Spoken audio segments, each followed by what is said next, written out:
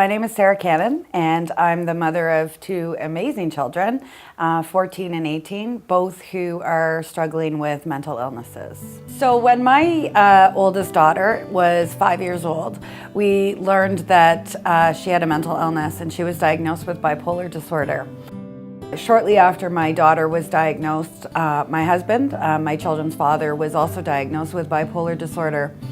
And so our lives were very chaotic at that time.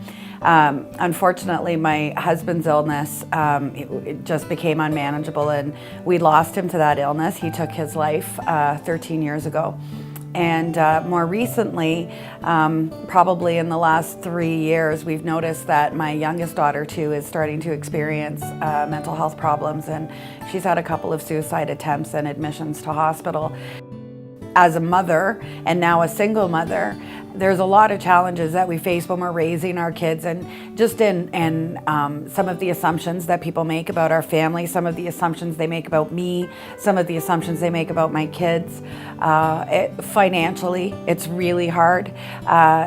It's exhausting. It's very tiring, and I struggle a little bit if I want to sort of complain about it from a parent's perspective, because I know that whatever I'm going through, it isn't even comparable to what they go through. And I just think that they're all so amazing to me, because the strength that it takes to keep on going while you're dealing with so much internal turmoil, I think is remarkable. One day I dropped my daughter off for school, and I hadn't combed my hair, my makeup wasn't on. I was like, I think I was probably still in my pajamas. And I heard teachers as they walked by say, wow, I wonder what time she rolled in at last night.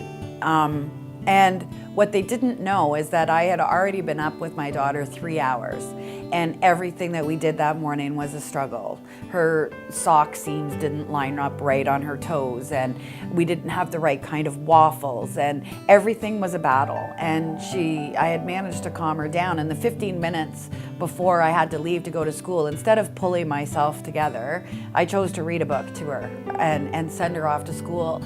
And the assumption wasn't ever that mom maybe had a tough morning with her child because her child is struggling. It was that mom was out drinking and doing whatever the night before, and it's no wonder her kid is crazy. My youngest daughter just recently had a suicide attempt, and that's probably I can't even fathom anything that would be more scary than that. Even though I knew I couldn't maybe physically do anything, and I knew that she was where she needed to be. When your child is sick, a mother's instinct is to be there and to take care of them and to comfort them. To hand over my trust to somebody that I'd never met before, to take care of my child who wanted to die, it was terrifying, because I kept thinking to myself, like, do they know? Do they know that not giving up on her is not an option? And what is stronger than these demons? Like, I keep thinking that the only thing that could potentially be stronger than these demons that have a grip on her would be her mother's love, right?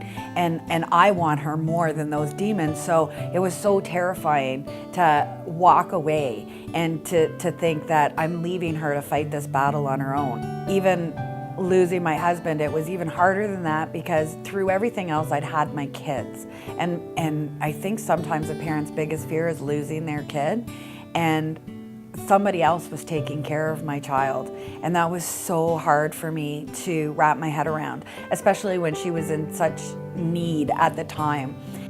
I am now the executive director of an organization called Parents for Children's Mental Health, which is a provincial organization that supports families who are raising children and youth with mental illness. I think so often systems, if we think of them like shapes, so our education system, our health system, they're shapes, and they're designed for that, normal, average person. So it might be a circle, and all of the normal people are circles, and you can fit them into these shapes. Our kids with mental illness, I see them as stars, and I think like stars, they have some really, really sharp edges. And if you don't handle them appropriately, if you don't give them the care that they need and handle them the way that they need, absolutely you're gonna get cut on those sharp edges. but I don't think anybody would just rush and try and grab up a star. We would want to give it the space that it needs, and we want to handle it with the care it deserves, because only then will its light shine so bright. And I think it's the same thing with our kids, that if you see them as stars with this potential light that you can't get anywhere else, you'll handle them with care, and you'll give them the space, and you're not going to get cut as often. And then we are all going to start to see a light that potentially shows us a path that we didn't even know existed. So when I want people to think about our kids with mental illness, I do. I want them to think of them as stars, huge potential, with huge light within them.